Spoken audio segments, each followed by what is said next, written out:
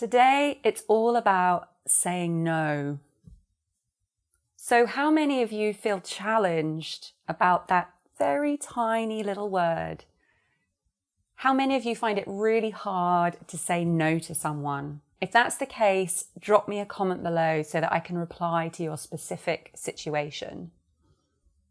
So what I want to do is take you through some of my understanding about the challenge of saying no, and I want to end with a really useful technique that you're going to be able to take on board straight away that is really going to help you in this area of your life. So here it is. We're going about our day, we're going about our life, and we are aware that we are saying yes to way too many people. But we just can't stop it. We can't say no. Someone asks us for a favor. We really want to say no, but we just can't do it. So it's not that we're not aware that we're taking on too much, that we're walking around, carrying other people's baggage, taking on tasks that maybe we don't have time for. So that's not the reason. I work with a lot of clients in this area, and it's not like they come to me and they don't realize that by their inability to say no, they are having a direct and negative impact on their lives. It's just they can't help it, or that's what they think. So what I really want to do is not talk about why. Okay, because I've noticed in a lot of the work that I'm doing with people, if we get bogged down in the why I can't say no, it becomes even harder. Not only is there the habit of just saying yes to everyone, then there's all that additional, well, I just can't do it because of this, this, and this. So it becomes an even harder habit to break.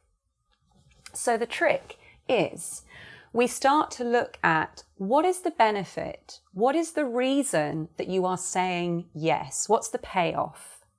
Because if you want to start saying no, you have to understand that there was a benefit to saying yes, and you can't just simply lose that benefit. That's what's going to make it really hard to switch.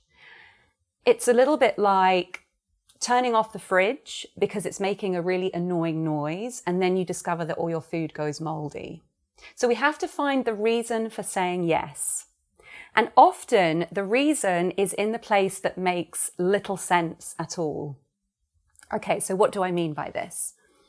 So say a client comes to see me and they're like, I'm really angry, I'm really frustrated, I've got needs, I've got desires, I've got dreams, but I'm so busy doing things for other people that I just don't get a look in.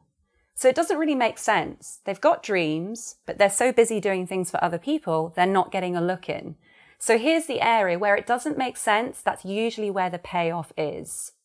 So yes, they've got dreams and they're saying things like, I may be healthier, I would be more successful, I would be running my own business if it wasn't for the fact that I'm doing these things for other people. So here's the benefit of saying yes. By saying yes, we don't get to see if our business would fail. We don't get to discover that we don't have what it takes to change our life and be healthier. We can sort of live in that place of, I could be healthier, I could be more successful, but we don't actually get to put ourselves on the line and see if that's really true. We just carry on doing things for other people and sort of live in this, well, if it wasn't for the fact that I always say yes to people, I could be a millionaire. So that's why it can often feel really challenging to begin to say no. And there may be an element of guilt involved. And the reason I haven't talked about guilt is because I have another video on guilt that you can watch straight after this. I'm going to pop a link in the text below. So here's the little hack. If you find yourself continually saying yes to other people and you really want to start saying no, but it feels scary because in that saying no, there's the potential to discover that you might not have what it takes to live your life in the way you want, what you can begin to do is this.